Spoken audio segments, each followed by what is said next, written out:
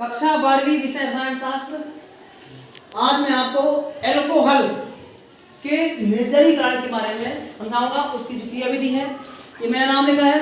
आप लोग शासकीय हायर सेकेंडरी बुटास के स्टूडेंट हैं। प्रस्तुत करता गिरदर्शन शासकीय उच्चतर माध्यमिक विद्यालय बुटास विकास जिला मंडल मध्य प्रदेश, कक्षा 12 विषय रसायन शास्त्र। हमारा टॉपिक दिखा है, ये टॉपिक का नाम है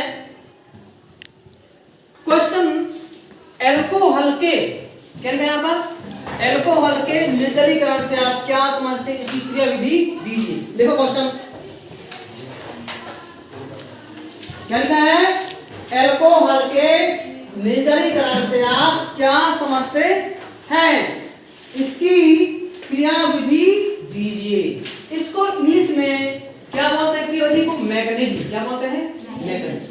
देखिए ओके, अब यहां पर फर्स्ट स्टेप में क्या है कि किसी यौगिक में से, देखिए निर्जल क्या होता है, किसी यौगिक में से जल के अणुओं का अंतरा अणु रूप से निकल जाना निर्जल कहलाता है। एल्कोहल के निर्जलीकरण पर एल्कीन या ईथर बनते हैं। क्या बनते हैं, एल्कीन या ईथर।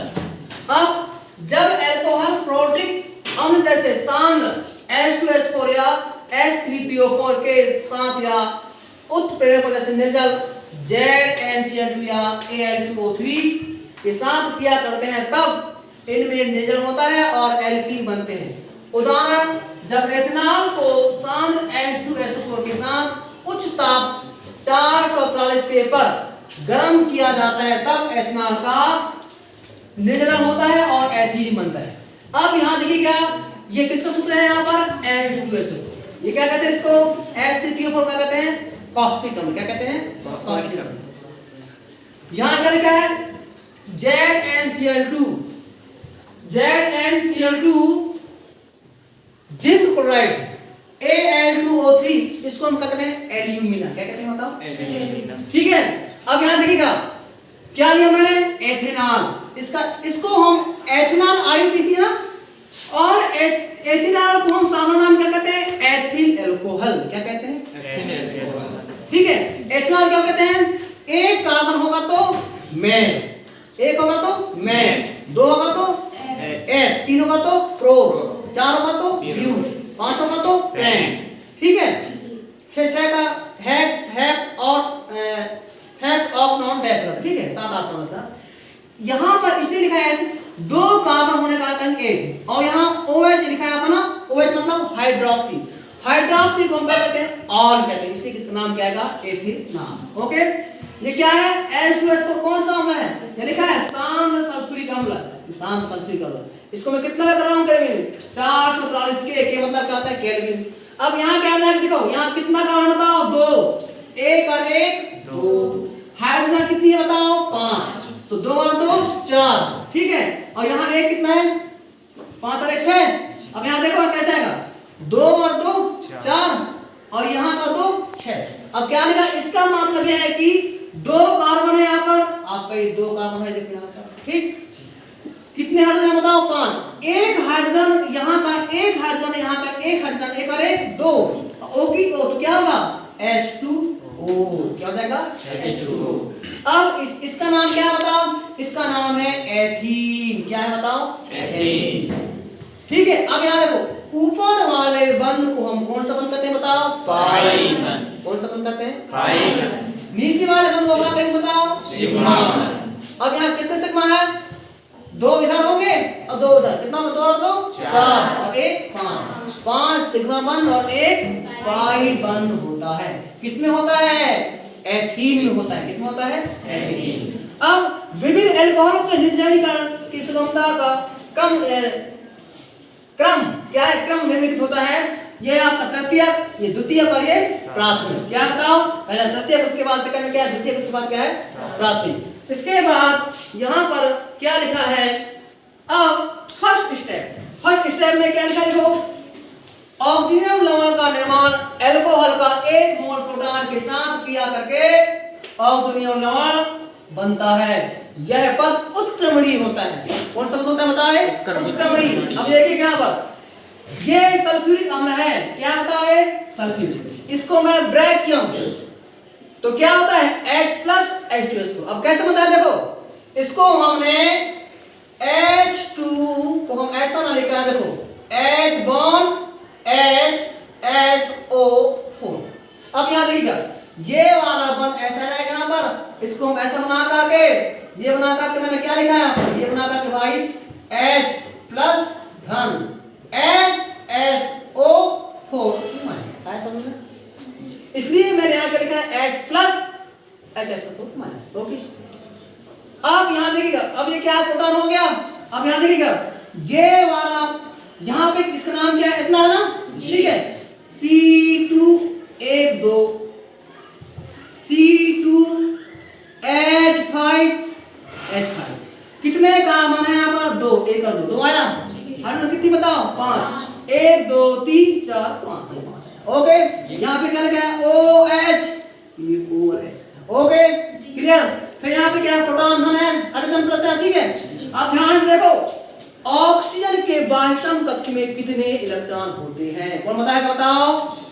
हाँ, कितना होता है, 6 होते हैं। कितने होते हैं, 6 बनाएंगे। यहाँ देखो 1 2 3 4 आया ना, 4 5 और ये 6 समझ आया जी।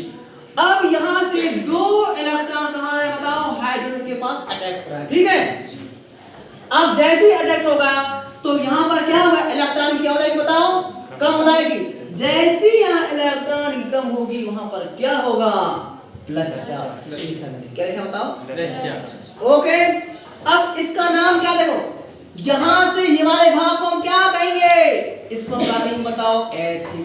ओके, ये क्या है ऑक्सो, ये क्या है ion, right, ethyl oxonium ion. Okay, क्या कहेंगे, एथिल ऑक्सोनियम आयन। ओके, या प्रोटॉनीकृत अल्कोहल भी कहते हैं, क्या कहते हैं बताओ, प्रोटॉनीकृत अल्कोहल। तो समझ ना।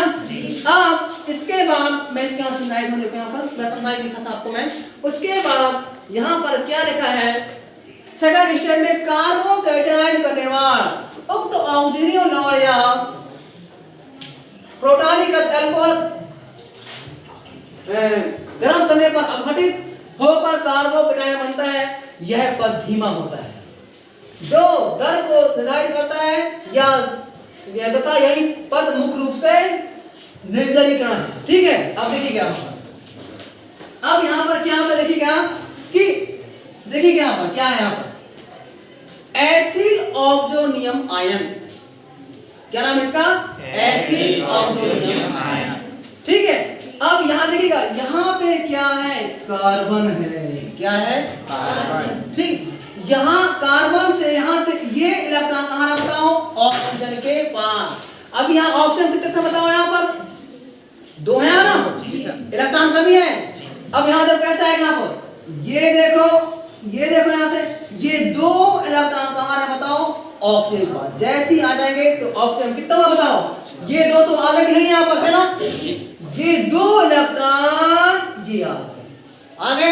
हम गिनेंगे तो यहाँ पर कितना आएगा, 1 2 3 4 5 और 6। ओके, अब यहाँ पर इसका इलेक्ट्रॉन कहाँ है, कार्बन इलेक्ट्रॉन कहाँ है बताओ, कार्बन इलेक्ट्रॉन कहाँ है बताओ, ऑक्सीजन आयन कहाँ है बताओ, ऑक्सीजन आयन। अब यहाँ पर जब आया तो इससे हम क्या कहेंगे, देखेंगे इसके पास क्या होगी, इलेक्ट्रॉन की कमी हो गई, क्या हो गई, कमी। अब इसका कार्बन का इलेक्ट्रॉन कहाँ है, ऑक्सीजन के पास आना, किसके पास आना बताओ, ऑक्सीजन। जैसे ही आएगा यहाँ पर क्या होगा, प्लस चार्ज, क्या होगा, प्लस चार्ज। अब यहाँ क्या लिखा है देखो, यहाँ मैंने क्या लिखा है, कार्बोकैटायन, क्या लिखा बताओ, कार्बोकैटायन। इसका मतलब क्या आता है, कार्बन में सिर्फ कितना होंगे, मात्र 6 इलेक्ट्रॉन होंगे।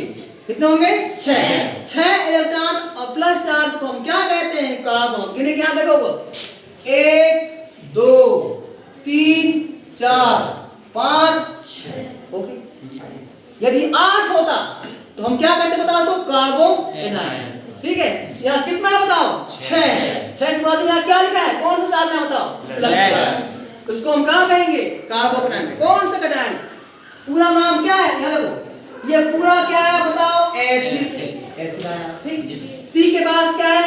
कार्बो। यहाँ क्या लिखा है? केटायन। क्या लिखा है? केटायन। तो केटायन मतलब क्या होता है? Plus charge. क्या होता है? Plus charge. अब आपको समझ में आया कि नहीं बताओ? आया? इसका नाम क्या है? एथिल। तो पूरा भाग क्या है? एथिल। कार्बन मतलब सी, केटायन मतलब प्लस चार्ज। ओके जी। और ये क्या है तुम्हारा? जल, वाटर ना। अब इसके बाद नेक्स्ट टाइम में क्या लिखा है? इसके बाद ये